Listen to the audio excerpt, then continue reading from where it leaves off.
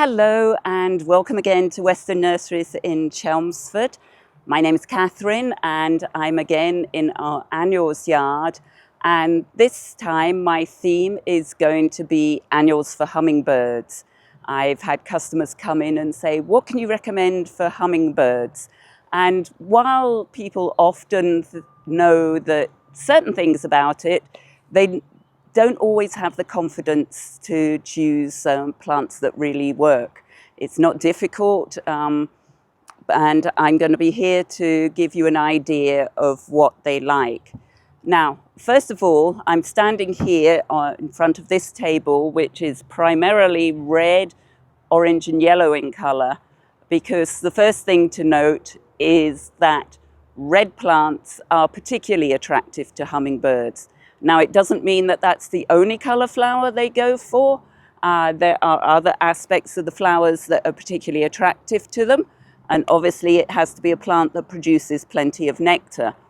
But red is a color that they do find particularly appealing. And we have a large selection here. The next thing that they look for is flowers that they can feed from on the go. They rarely sit down to actually feed. Sometimes they will on your hummingbird feeder, depending on its construction.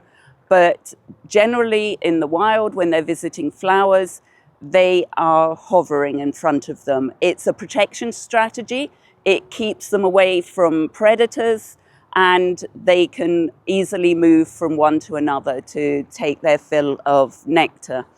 So in order to be easy for them to get plenty of nectar and to be the pollinators that the plants prefer to attract, tubular flowers is the way to go. So if we take a look at some of these flowers here, we'll be able to see what is particularly appealing to hummingbirds.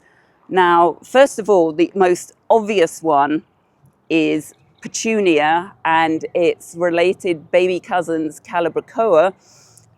These are real tubular flowers. You can see that just from the shape. And they are particularly popular with hummingbirds. Either side of them, we have two types of flower which are also particularly attractive. The verbena here, which in this case happens to be in red, but like petunias comes in many colors. True blue being the only exception. So this is also another popular plant for hummingbirds. Again, they are tubular, just very tiny. I don't know whether Noah can, yep, he says he's got it, as well as my fat fingers, but there we are. And then on the other side of the petunias here is a cultivar of a plant called cuphea. These are comparatively new ones, and this one happens to be red, but they also come in other colors as well. Again, quite a prominent tubular flower that hummingbirds like. Most of you are more familiar with cuphea in this form, the cigar or firecracker plant. And again, the tubular flowers are so obvious. And then interspersed with that, we have another hummingbird favorite, again with tubular flowers, lantana. Now, lantana is actually a perennial shrub from much warmer climates than here.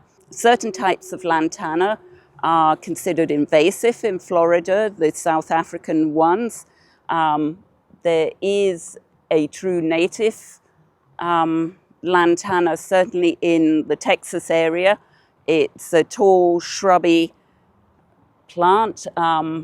Actually goes by the name of lantana urticoides. I probably butchered the last name, but its last name means it's like nettles. So its foliage is rougher than the lantana that we have here. And it can actually cause skin irritation in people. So this is why we don't have it here. Lantana is not winter hardy for us. We don't have to worry about its invasiveness. We can just enjoy it as a seasonal annual, and the hummingbirds love it too. So I did forget to mention that out in the open here in our yard in Chelmsford, this is where our sun annuals live. We keep our shade lovers inside, and they are also offering plants that hummingbirds love. So those of you who have shadier yards, there are certainly plants that you can grow during the summer to offer something for hummingbirds as well. And so here we are inside our main greenhouse in Chelmsford, where I'm standing in our shade section. And the two plants I want to talk about are fuchsias, of which there are several hanging ones here. And I can often be in here watering and see a hummingbird come in, feed, work along the row of fuchsias, and then flit out again. And I'm holding in my hand the other type of fuchsia that we do have here, because these are all, as you can see, trailing ones up here, and they're beautiful, but they do need to be up off the ground to show themselves to their best advantage.